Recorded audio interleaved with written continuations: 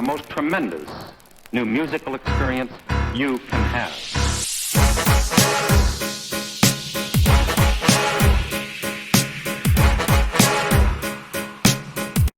Yo, what's up, y'all? It's Logan, and I'm here bringing you this podcast for the week of January 24th, 2020. And here we will be talking about the same normal topics, what I have been listening to, what I will be listening to. I have a couple of reviews to get through from albums that came out this past week that didn't quite warrant a full video, but I still want to talk about. And then just a short little topic at the end. So I'll get through really quick just so we have enough time so this isn't an extra long video, what I've been listening to. Of course, I mean, pretty much all I've been listening to since so much music came out this week is the music that came out this past week, with Eminem's Music to Be Murdered By and Mac Miller being my main rotation. And then, of course, listening to Dreamville's deluxe songs that they put out, which, of course, I will be talking a little bit about, not too much about, but a little bit about in this video as a part of my reviews. And then also, Coda the Friend put out a project, The Professionals, that being Oh No and Madlib together. Stunner for Vegas. Yeah, so I'll be talking about those later on in this video. So let's go ahead and get into what I will be listening to this coming week. So first off, Migos is supposed to be putting out Culture 3. Still no track list, so we will see how that one turns out. Hopefully it's a lot closer to Culture 1 than Culture 2. Culture 1, of course, being a really enjoyable album. Culture 2 just being way too long and not as many good songs on it, if I'm totally honest. So I'm excited for that one. Excited to see what they put out, because usually they put out a couple of bangers at the very least, but I'm hoping that they actually put out a good project here. Other than that, J Hus is putting out a project called Big Conspiracy. Of course, J Hus had a really good album back in 2017 called Common Sense. And so I've been keeping up with him a little bit, seeing what he puts out, and yeah, we'll see what he does here. Not saying that I'm extremely excited about it. I don't really have huge expectations, but I know that he is capable of putting out good stuff. So we'll see if he can follow that up. Okay, so now we will go ahead and talk about the albums that I have yet to review. So first we will start with Dreamville's. So with that one, nothing crazy on that one. It's just 12 new tracks that we hadn't heard before. I'm not really going to get into actually like going track by track here, but I do have to say decently enjoyable. I can see why they cut the songs. You know, they're not, I don't think that they would have enhanced the listening of the album, especially considering these 12 tracks made it an hour and 45 minutes total compared to like the hour, maybe a little under an hour, maybe a little over an hour that the original is. Yeah, like I said, I don't think that these are ones that absolutely deserve to be on there, but I am glad we got to hear them. They brought a couple of good features from Smino, Saba, Black, a couple more good verses from Jid, of course Ari Lennox getting in there. So yeah, and also J. Cole doesn't appear on any of these. He just lets his guys have the opportunity to shine, and I thought that was absolutely great.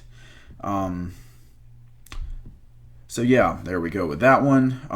Other than that, the professionals being Oh No and Madlib, actually brothers, they put out a project, and this one has really good production on it. Of course, both of them being producers, but Oh No also being more of a rapper also. Really good production on it. It's very old school sound, really good lyricism, specifically on the song Dishonorable Valor. I enjoyed this project. I will be coming back to it. But like I said, it's not very long. I think it's only 7 tracks long. No, I'm sorry. I'm definitely thinking of the wrong project. This one was about 45 minutes long. 13 tracks. Yeah. Still not very long, very digestible, very easy listen. Very enjoyable. Like I said, so I give this one a 7.5 out of 10. I think it was pretty dang good. Other than that, also Coda just put out, I believe yesterday, Coda the Friend, put out Lyrics to Go Volume 1, just a very short project, only 14 minutes and about 10 tracks, I believe, long. So yeah, very short tracks. very good for, not, you don't have to pay too much attention to it. Of course, he is coming with some really good lyricism and some good production on here. But again, it's just something that I feel like it's something to hold you over for his next project, whenever that's coming out. But again, he performs very well on here, and I think it's a solid project altogether. One that I will come back to just to pick up more of what his storytelling is on here. I enjoyed pretty much the entire track list. Again, very easy to listen to. Most tracks are not even 2 minutes long, though, so really you can't get too much into them.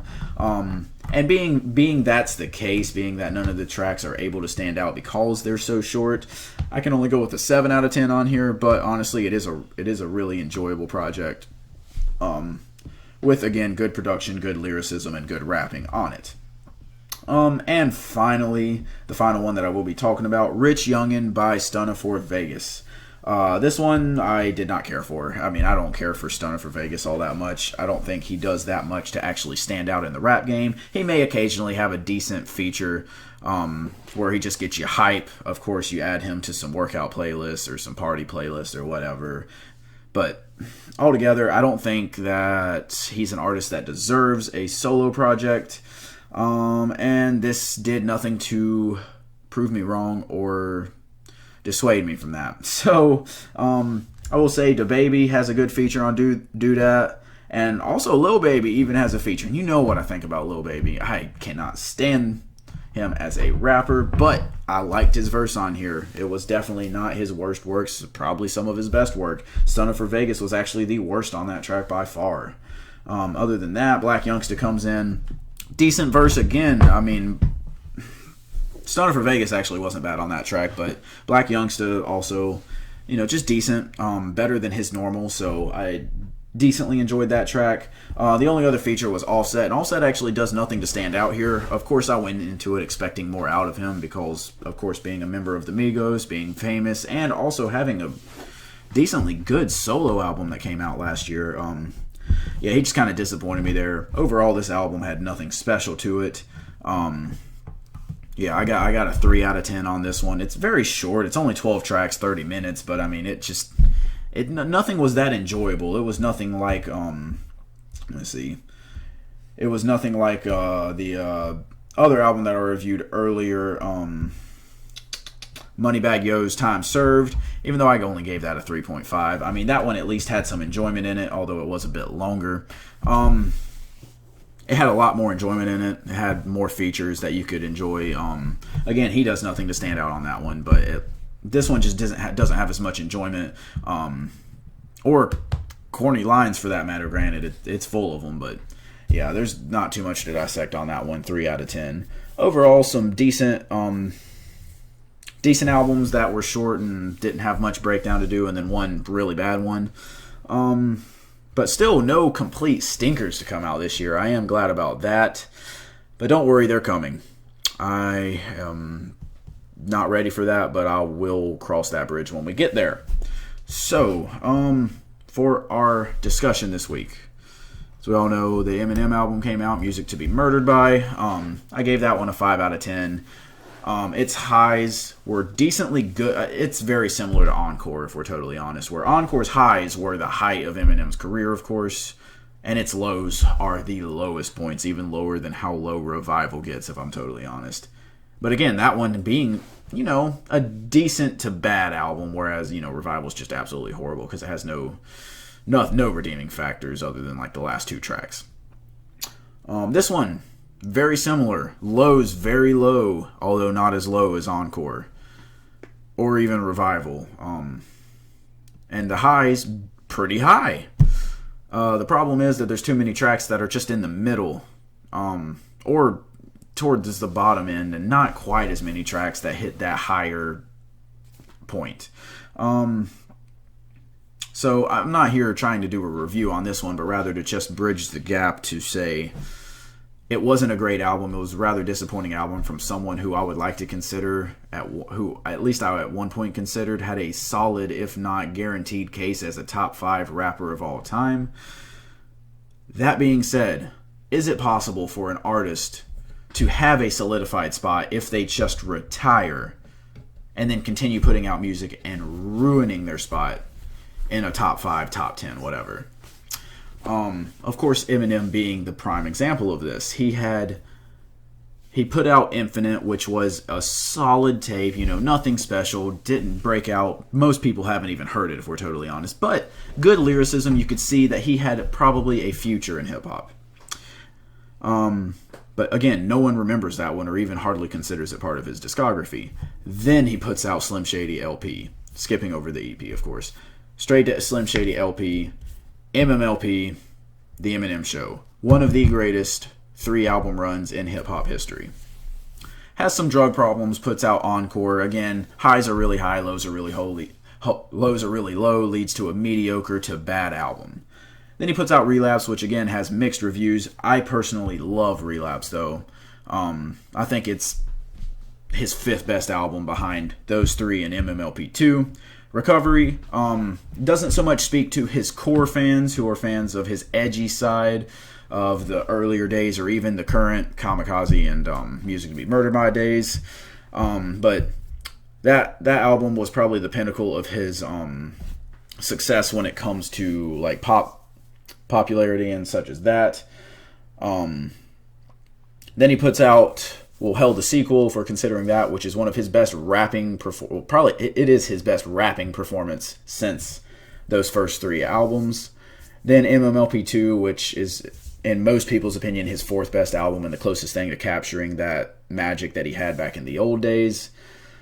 And then Dear God Revival, don't want to talk about it. Kamikaze, very up and down, but it was short and enjoyable for a short period of time and then just did not have staying power. And then, of course, this one, we don't know if it has staying power. I believe it has more staying power, but just a little bit too long, a little bit up and down. And overall, ever since MMLP2, it's been very up and down. And even before that, Encore, and some people, a lot of people would say Relapse and maybe even Recovery. Although, again, I love Recovery. So here's the question. Does that ruin his legacy? Because, I would say if he retired after MMLP2, guaranteed top 5, has to be top 10, though, at least. But then he put out Revival, and I'm like, okay, that hurts him, but is that enough? Then Kamikaze, and I'm like, okay, that's enjoyable enough, doesn't have the staying power, but we'll see if he can build on this with the next one. And then the next one, he does kind of build on it, but at the same time, it takes a step back. It's really lowering his batting average. And that's where you have to consider. Do you consider the greatest of all time to be the most consistent artist or the artist that put out the best albums, even if they also put out the worst albums? Let's consider this. Kendrick Lamar, I believe he has the highest batting average in hip-hop history. It would be Kanye if he didn't have a couple of disputable albums, specifically Jesus is King, and some people would say Yeezus, although a lot of people are coming around to that one. Maybe Life of Pablo, although again a lot of people are coming around to that one too. I certainly did on both of them. But digression aside, Kendrick Lamar has one of the most consistent discographies in hip-hop history. At this point, of course, he's still going, but you look at Section 80, that's an amazing album, at least an 8 out of 10, but then you get to the 3-album run that he's currently on, which we're hoping he extends to 4, 5, 6, 7, 8, 9, I don't care. As long as he can keep it going, as long as it's at that level. Good Kid, Mad City, absolute classic, 9 to 9.5 out of 10. I would say 9.5. To Pimp a Butterfly, best album ever, 10 out of 10, whatever. And then Damn, of course, has to be, in my opinion, has to be a 9 out of 10. You need to, if you don't believe that, you need to listen to this current season that just ended today, the finale today of Dissect, where he breaks down that album. But what if Kendrick came out and put out an absolute dud? Really, what if he came out and said, you know what, I'm going to try the trap style, has absolutely no story to it, it sounds absolutely horrible, and it's like a 3 out of 10, What if he did that? Would that ruin his legacy that he's been building? Because in my opinion, if he puts out another classic, he's the best rapper of all time. But if he puts out a horrible album, is he still one of the greatest of all time? I think he's already top 10. If he retired today, we'd look back on it and say, yeah, that man was top 10. He put out 3 classics. At least 2 classics if you're going to argue and say Damn wasn't a classic. He put out 2 classics and then a bunch of other really good albums, being Section 80, Untitled, Unmastered, and Damn, and even Black Panther soundtrack. But if he goes on this string and puts out bad albums, that lowers his batting average. Does that ruin where you view him at? Or does he stay the same? In my opinion, I say that lowers them. I hate saying it because, of course, artists like Eminem have absolute classics, at least 3. And you could stretch and say MMLP2 could be a classic.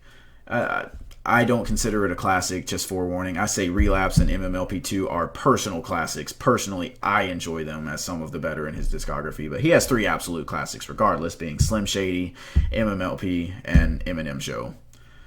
And anyone who has 3 classics has to go down as one of the greats. But this man had solidified a top 5 spot, and he's ruining that by continuously putting out more music. Now, I do not believe that his ability to put out great albums is beyond him. I think he has this capability. He just has to stop this whole thing where he attacks the current generation, or he feels like he has enemies. He had enemies. He had enemies, and that's what made him so great back in the early 2000s. He had those enemies, and he fought against them, and he fought with them, and it was entertaining, and it was fun. But now, no one cares anymore. Everyone's edgy. Everyone likes those anti-jokes. Everyone enjoys that. And honestly, it's a little cringy when he does it now. And he still tries to appear as this hated figure because, for what reason? No one hates him. So why is he still doing this? If he could focus on putting together an album, I would love to get a grown-up Eminem album. Like a 444 / Nas's Life is Good Eminem album. I would love that. That sounds amazing. Or even just get an Eminem album that's not focused but just has straight, because you know he can still put on great lyrical performances, straight lyrical performances, good flows, because he still has good flows even if he chooses to use these choppy flows and these insanely fast rapping that really just aren't saying anything. If he just had really good lyrical performances, held a sequel, heck. Or something like what Ed Sheeran did with his Collaborations #6 album, where he just has a feature on every single track. Or, I mean, technically that's Dre's thing. Dre does that on every single track and doesn't really usually have a large focus on his albums, but it doesn't have to have a large focus. Just put out good songs. I'm digressing a little bit too much here, but you get the point. People need to stop when they're on top sometimes. I mean, it's the same debate that you could have with an NBA player. Like, they could have great seasons and then just ruin it at the end of their career by continuing to play. And, like, look at Paul Pierce. I'm a Celtics fan, but look at Paul Pierce. He should have retired before he went to the Clippers. He should have had that last season with the Wizards, signed back with Boston for one day, and called it a career. But those years with the Clippers riding the bench really ruined a lot. I can't say ruined his legacy. He was still a legend in Boston, but man, it lost a lot of respect for him, especially him going out attacking Draymond Green and then becoming an analyst and attacking Dwayne Wade when you know dang well Dwayne Wade had a better career. All that said to say, it is possible to ruin your legacy, in my opinion. And, I mean, I still think Eminem can put out good music, of course, going back to him because he's the reason we're having this discussion. But oh well, I still remember the times of old. I will probably be going through and listening to at least that 3-album run this week, if not maybe getting through Relapse, Recovery, MMLP2. Probably stopping there because I don't want to put myself through Revival again. But I think I've gone on for long enough. If y'all enjoyed this video, hit the like button, comment, sub, let me know what y'all thought. Let me know if there's anything you want me to review this coming week. Other than that, make sure to share this video so that your friends can see this and subscribe as well. I appreciate y'all watching, and I will be hitting y'all up next time.